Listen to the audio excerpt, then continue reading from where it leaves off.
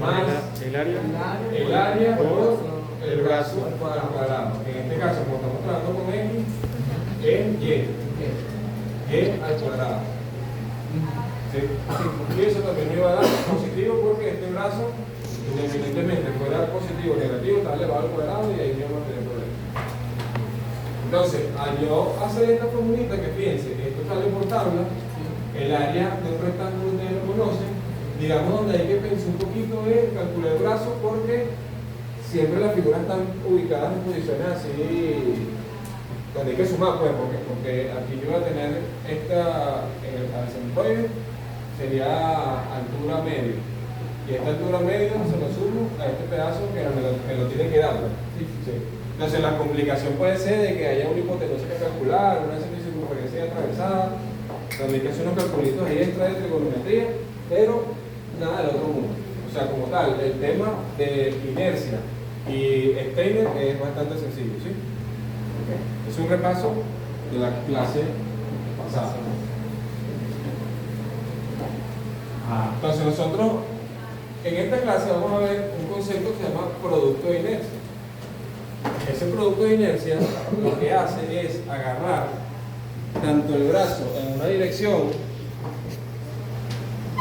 tenemos la misma área cualquiera, tenemos un diferencial de área, nosotros vamos a agarrar tantos diferenciales de área como sea necesario para poder discretizar esta figura, que no sabemos qué era. Mientras más diferencial de área, más exacto va a ser, eso va a ser infinito. Yo voy a utilizar el operador matemático integral para poder resolver esos diferenciales de área infinitos, para sumar cada uno de ellos. ¿Cuál va a ser la diferencia aquí, muchachos? Simple y llanamente que yo voy a tomar en cuenta el brazo en X y el brazo en Y. Por eso se llama producto de inercia. Fíjense que la fórmula es exactamente igual. Lo único que en vez de tener los brazos al cuadrado, yo voy a multiplicar un brazo por una dirección y el otro brazo por otra dirección. O sea, X por Y. La fórmula es diferencia de área multiplicado por X, por el brazo en X, por el brazo en Y. O sea, este brazo en X y este brazo en Y. ¿Sí? Al ser esto coordenadas, eso me va a permitir, o me va a obligar a mí de que este producto de inercia pueda ser positivo, pueda ser negativo o pueda ser cero. ¿Cuándo va a ser positivo y cuándo va a ser negativo? Dependiendo de... Más o menos, dependiendo de ¿cómo se llama esto? de la ubicación de la figura con respecto al eje que me estén dando. ¿Sí? Más o menos lo que hablamos allá. Yo le hice un ejemplo. Si por lo menos la figura está ubicada en el primer cuadrante, el producto de inercia, ¿qué signo tiene? Positivo, positivo. Ajá. El producto de inercia es positivo porque tanto la coordenada X es positiva, la coordenada Y también es positiva, y positivo por positivo es positivo. Entonces el producto de inercia en el primer cuadrante es positivo. Estamos en este caso. Si estuviéramos en el segundo cuadrante, ¿qué pasa con el eje X? Negativo. El eje X es negativo y el eje Y es positivo. Entonces, el producto de inercia va a ser negativo por positivo igual a negativo. Entonces, en el segundo cuadrante estamos en este caso. En el tercero, así, va a ser positivo, correcto. El producto de inercia va a ser positivo. Y en el cuarto, negativo. Entonces, aquí estamos manejando en estos dos casos. ¿Cuándo el producto de inercia va a ser cero? Cuando la figura es simétrica.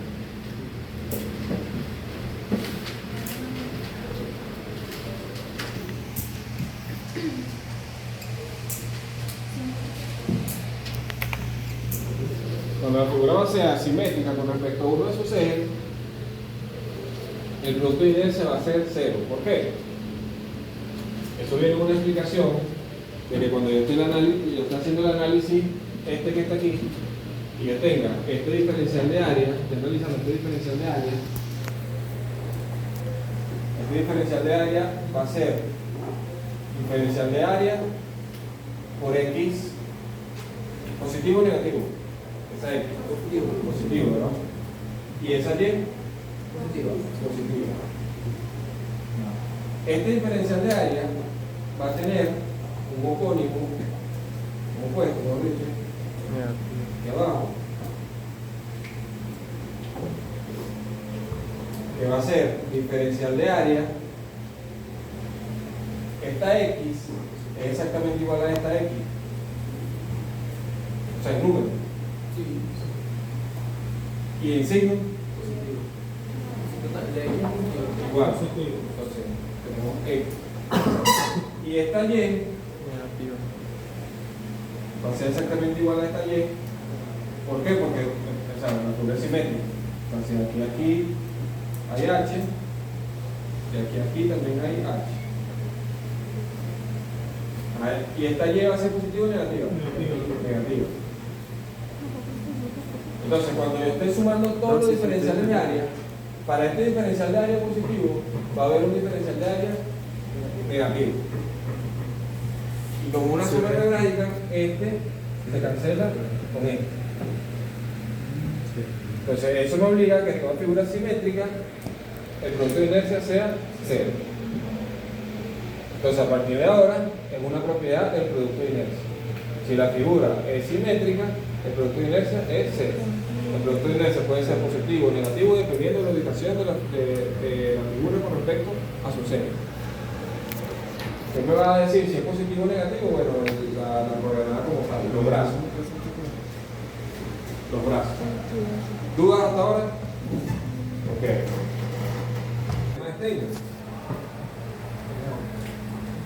Se lo expliqué aquí hace 2 minutos, extremadamente fácil. ¿Qué me va a servir? ¿Para qué me sirve mi Steiner o el teorema de los ejes paralelos? Para llevar una inercia centroidal a un eje, en particular un eje común que me interesa a mí. En este caso, no va a ser una inercia centroidal, sino un producto de inercia centroidal. Volvemos otra vez al ejemplo. Tenemos esta figura, que la dividimos en figuras conocidas, la 1, la 2, la 3. De esta figura, yo puedo conocer el producto de inercia por tabla. Aquí voy a tener el producto de inercia centroidal. Sin embargo, no es el que me están pidiendo. Lo que me están pidiendo es el de toda la figura compuesta para el eje principal. ¿Cómo me llevo yo esa inercia centroidal, ese producto de inercia centroidal al eje? Con Steiner, que es simple y llanamente agarrar el producto de inercia este que está aquí, que está por tabla, y multiplicarlo por sus brazos, tanto X como por Y, por el área al cuadrado. Sale al cuadrado. No, la área normalita. Sí, por el área.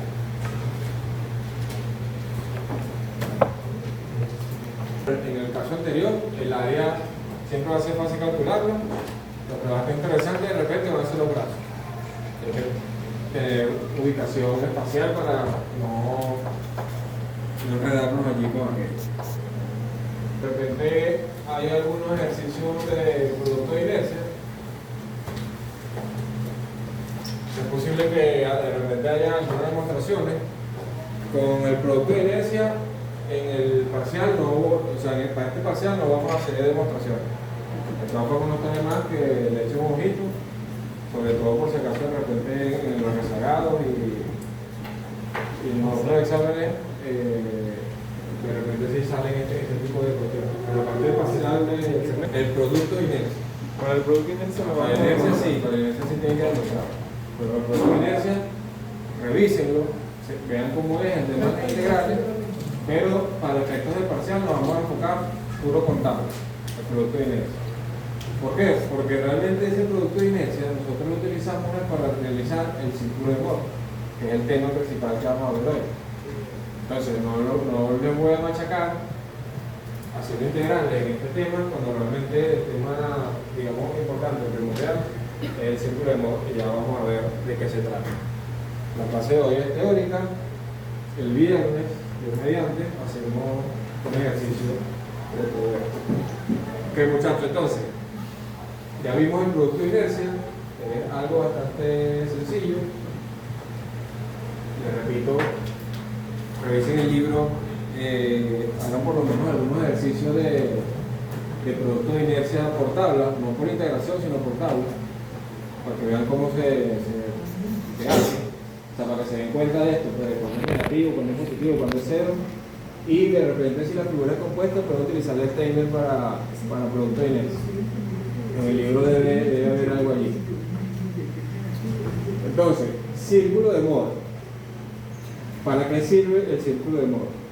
El círculo de Mohr, bueno, Mohr fue un científico, por eso se llama círculo de Mohr, de ese científico, que él, a través de un artificio matemático o geométrico, ya lo van a ver, a través de una circunferencia, él logra resolver un problema matemático, ¿no? ¿Cuál es el problema matemático? De que, ¿qué pasa si yo tengo una figura, como la que ya hemos visto, que le calculamos la inercia a esa figura y de repente esa figura por X o Y rota cierta cantidad de grados, tanto en sentido horario como en sentido antihorario, ¿no? Simplemente la figura rota. Como para no tener que hacer otra vez el ejercicio con ese eje rotado, es lo que simplemente hace este planteamiento geométrico y dice, bueno, si yo conozco la inercia para los ejes principales, yo con este artificio puedo conocer la inercia para cualquier eje rotado de esa misma figura en función de esos ejes principales. Para que me entiendan un poquito a nivel de ejercicio. El ejercicio que hicimos la semana pasada, ¿no hicimos un ejercicio de figura compuesta? Sí. Era como era, no me acuerdo. Un rectángulo y un espacio hueco en el centro. Era algo así, ¿verdad? Ya. Y tenía una circunferencia. No, hasta. Bueno, X. Tenemos esa figura. Esa figura nosotros calculamos la inercia en X y la inercia en Y. ¿Sí? Esa figura tiene un centroide. Pero también, no lo calculamos la semana pasada, pero también lo podemos calcular. Tenemos una herramienta para calcular el centroide de una figura compuesta. ¿Cierto? ¿Sí? Sí. Okay. El centroide, por lógica, más o menos pudiera estar por aquí. ¿Sí?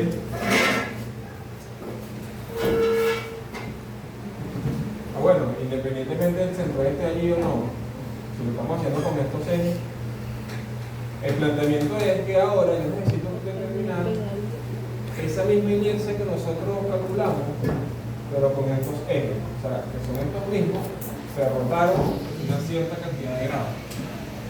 ¿Por qué una figura hace eso? O sea, la figura de repente, por temas geométricos, la necesitas rotar. Entonces, en un caso así práctico, pasa que en la práctica no es tan común tener una columna o una viga que no esté en su posición cuadrada, pero bueno, de repente en otras áreas de la ingeniería si pudiera rotar, por lo menos si es una tuerca o podría ser cualquier otra cosa. un puente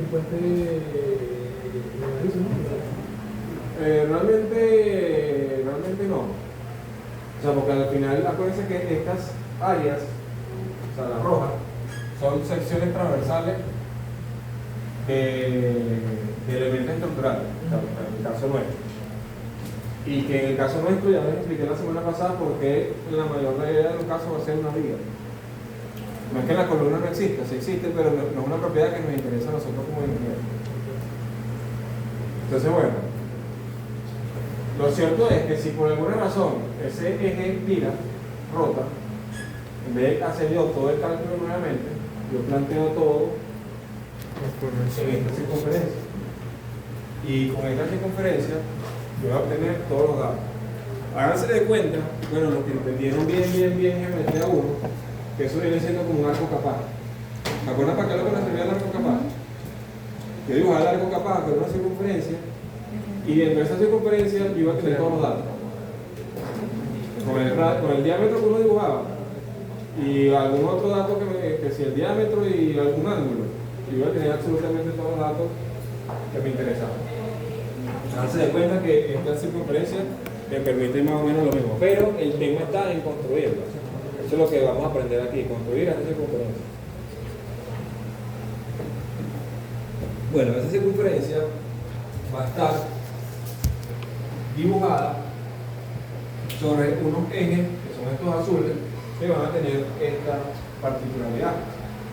En lo que nosotros comúnmente llamamos eje Y, eje vertical, van a estar los productos de inercia. ¿Sí? Por esa razón, como los productos de inercia pueden ser positivo, negativo o cero, está dibujado de esta manera. En lo que llamamos, o lo que nosotros conocemos como eje X, en este caso el eje horizontal, van a estar las inercias de los ejes principales. Como en el eje horizontal van a estar las inercias de los ejes principales, por eso es que se dibuja de esta manera, porque como ellas siempre van a ser positivas, no me interesa la parte negativa, que no existe prácticamente. Bueno, entonces ya dibujé el eje de coordenadas. Ahora yo voy a dibujar esta circunferencia.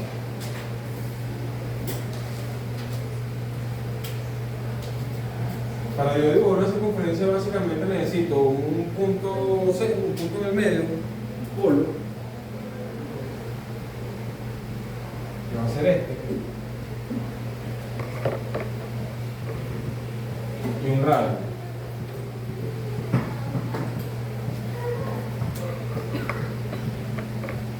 Bueno, aquí así.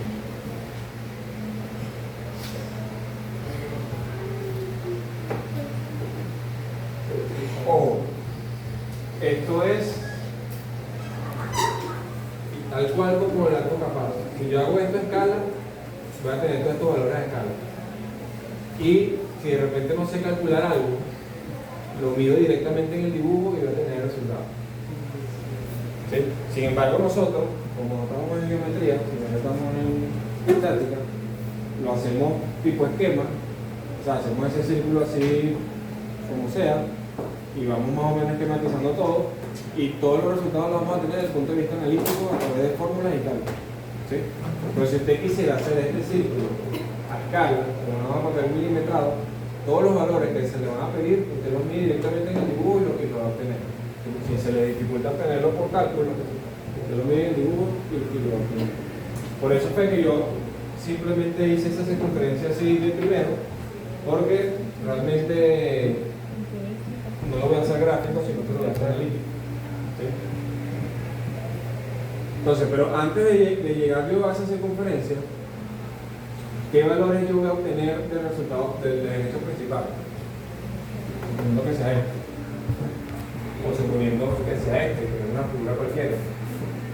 ¿Qué valores puedo obtener yo fácilmente en la figura principal? La inercia en X. ¿Sí? ¿Me están siguiendo? Háganse de cuenta que es este ejercicio que hicimos la semana pasada. Y que a ese ejercicio de la semana pasada yo les digo, ahora calculen la inercia, pero con estos ejes. ¿Qué datos necesitan ustedes? La inercia de la figura normalita, que ya lo hicimos la semana pasada, en X.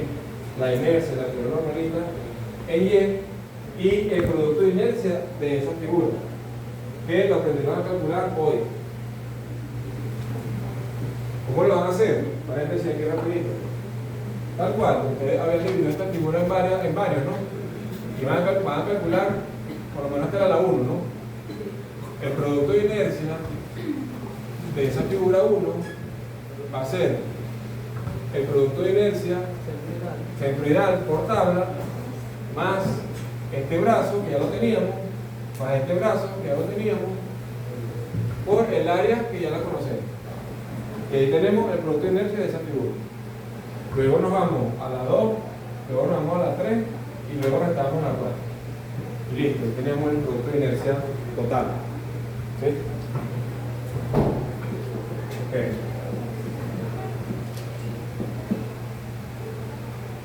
Entonces, yo en esta circunferencia voy a dibujar los ejes principales. Estos ejes que están acá. ¿Cómo voy a dibujar esos ejes principales? Con estos dos puntos, que son la inercia en X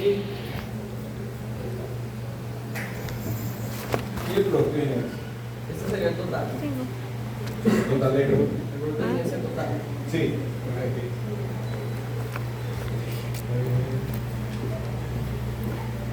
Exacto. En este caso aquí los azules los vamos a graficar en la circunferencia. ¿Con qué coordenadas los vamos a graficar? Con estas que están acá. Siempre van a ser el punto X, va a ser la inercia en X. Yo voy a determinar esa inercia.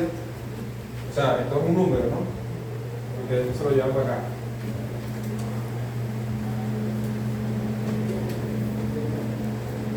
Y el producto de inercia. Profe, una pregunta.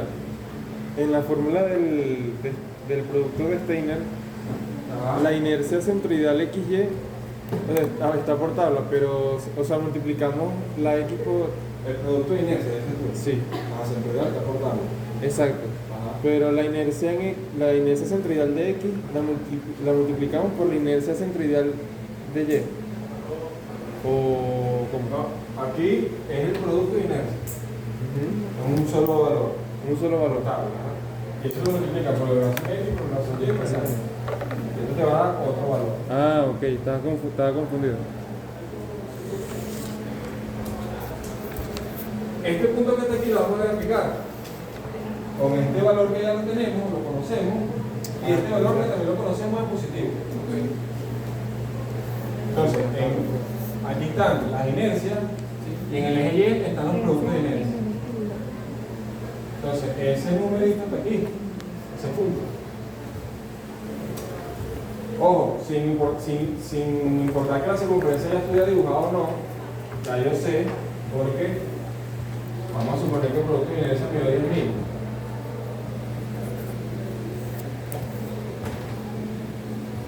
Estoy inventando. Bueno, si aquí está el 0, aquí está 5.000, aquí está 10.000. Ahí me voy a graficar.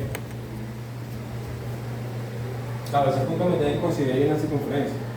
Entonces, dependiendo de lo que está haya dibujado primero. En este caso, no hemos dibujado todavía la circunferencia. Entonces, tengo yo ese punto ahí.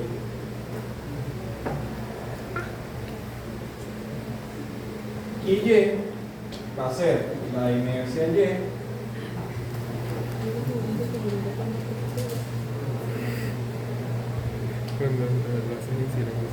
y el producto de inercia negativo.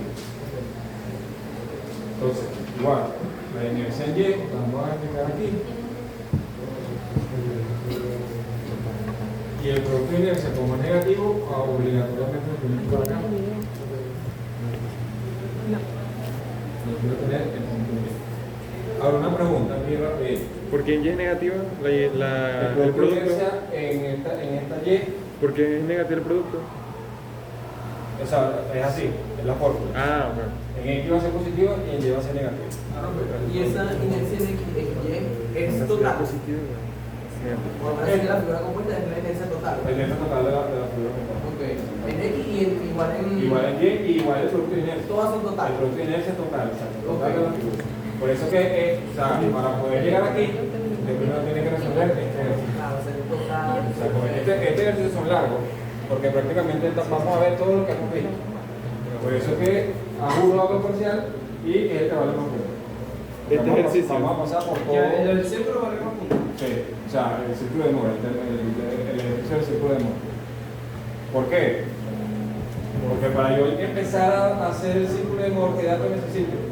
Necesito que usted calcule la inercia en X, necesito que usted calcule la inercia en Y y necesito que calcule el producto de inercia. ¿Y cómo lo va a hacer? Lo más seguro es que sea una figura compuesta y usted tiene que hacer todo el ejercicio que pueda pasar, lo tiene que hacer primero para poder empezar aquí. ¿Sí?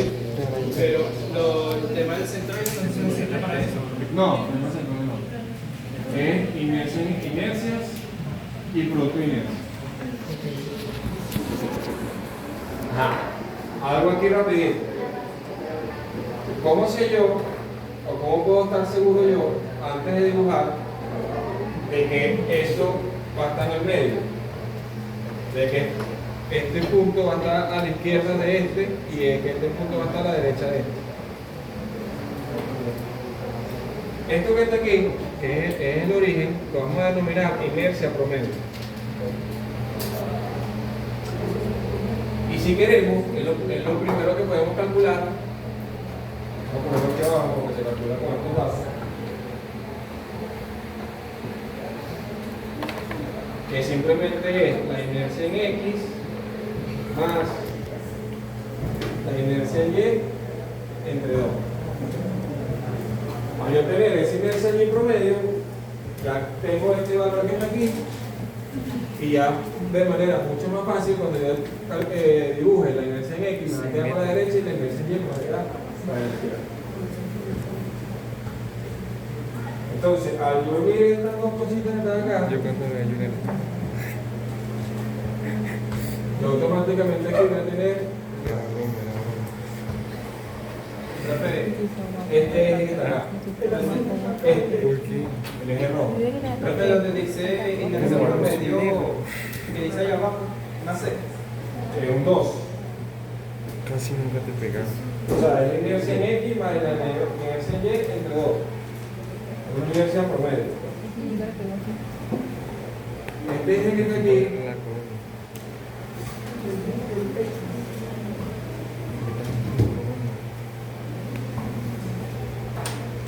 viene siendo este eje que está acá, el rojo.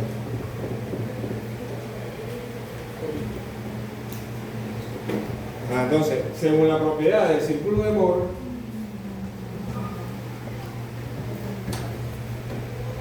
este ángulo que va a estar rotado en el eje azul, yo le voy a colocar acá el doble. O sea que si ahí tenemos 30 grados, eso obviamente nos lo dan, es un dato del ejercicio. ¿Cómo es el enunciado de este tipo de ejercicio? Le va a decir, determine la inercia de la figura con los ejes rotados tantos grados. Entonces usted calcula primero la inercia de los ejes no rotados. Esa información se la lleva al círculo de Moore y el círculo de Moore le va a escupir la inercia de los ejes rotados. Ese angulito es un dato. Suponiendo que sea 15, usted va a dibujar en el círculo de Moore 2 veces ese ángulo. Y vamos a dibujar este otro eje X que se llama X'. ¿Cómo lo va a dibujar? 2 veces el ángulo que le están diciendo. O sea, si no dice 15 sería 30 grados. Si dice 30, es 60. Se puede dar el caso de que esto sea más de 180 y de para acá. ¿De para dónde? De para el otro lado. Ah, Entonces, con ese eje rotado, ya yo gráficamente me vengo para acá y obtengo la inercia en X del eje rotado. Y aquí tendría el producto de inercia del eje rotado. De manera gráfica. Y aquí tendría yo la inercia en Y del eje rotado y este punto que está acá, el producto de inercia del eje rotado. Que al final es lo que me están pidiendo. Luego repito, el enunciado de este tipo de ejercicio es determine la inercia de la figura mostrada con los ejes rotados tantos grados. Entonces, la figura rotó 30 grados, yo dibujo aquí 60 y con estos nuevos ejes ya gráficamente obtengo la postura.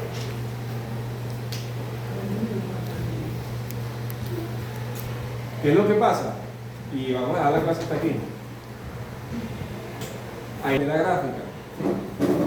O sea, lo intersecté aquí y me lo llevé para acá. yo leo esto aquí y ya sé cuál es el resultado. Pero para yo leerlo directamente en el gráfico, tengo que haber hecho eso a escala. ¿Sí? ¿Cómo lo podemos hacer nosotros de manera analítica? Con trigonometría. ¿Por qué? Porque este ángulo yo lo puedo calcular, ¿verdad? Ese no sería. Lo puedo calcular porque este cateto lo tengo y este cateto también lo tengo. ¿Quién es este cateto? El producto de inercia. ¿Quién es este cateto? La inercia en I. Entonces, ese tita, que no lo llaman tita M, va a ser la tangente inversa del producto de inercia entre la inercia en I.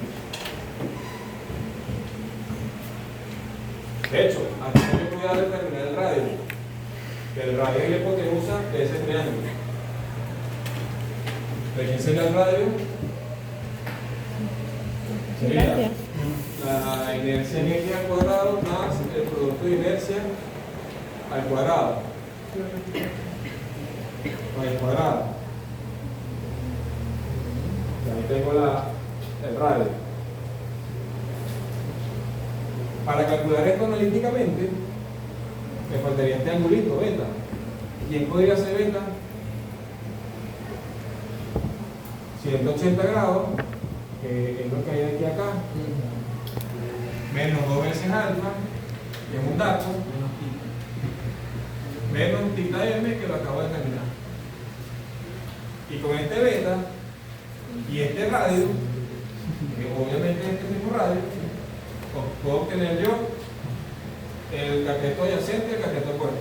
El cateto opuesto va a ser el producto de inercia en Y. Eso va a ser R por el seno de beta. Y con el cateto adyacente va a tener es el producto de inercia, que va a ser R por el coseno de beta. ¿Me van siguiendo? Profe, eso como tal es exactamente para calcular los catetos que... Para lo que yo determiné aquí de manera gráfica, muy sencillita, ustedes saben para acá y listo, tiene el producto de inercia. Pero como no lo estamos haciendo gráfico ni escala, sino analítico, pues resolvemos entonces con pura trigonometría. Profe, donde dice beta es igual a 180, menos que 2 veces alfa. 2 veces alfa porque es que está restando este ángulo. 180 es lo que hay de aquí a acá. Aquí hay 180 grados. Para tú determinar este ángulo, que es el que te interesa, tú vas a restar este valor menos este, te va a dar este. ¿Por qué? Porque la sumatoria de este más este tiene que dar 180. O sea, ahí lo que estamos es despejando.